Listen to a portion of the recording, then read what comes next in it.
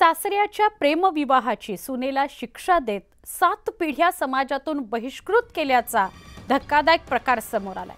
ही घटना घडली आहे बीडच्या कडा साखर कारखाना परिसरात। लोकशाही असणाऱ्या या देशांमध्ये जात पंचायत बोलावणं हा कायद्यानं गुन्हाच आहे, पण हा गुन्हा आजही काही लोक सर्रासपणे करतायत।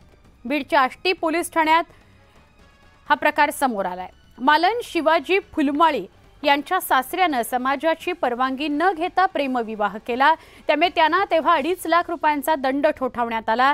त्यांनी तो भरला नाही म्हणून सुनेसह मुलाला जात पंचायतीमध्ये बोलवलं।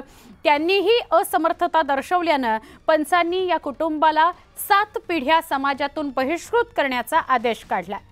तसंच पोलिसांना तक्रार केली तर जीवे मारू अशा धमक्याही देण्यात आल्या।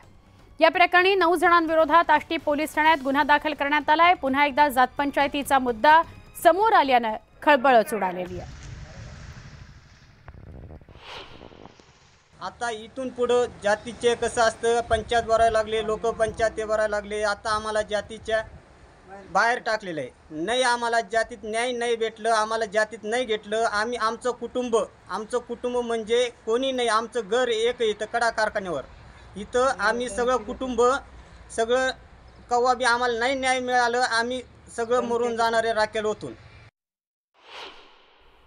आणि तुझी सासू आमच्या विरोधात लग्न का केली आणि तुम्ही जातीचा बाहेर आता राहा, नसलं तर 2.5 लाख रुपये दंड भरा, तुम्ही या जातीत।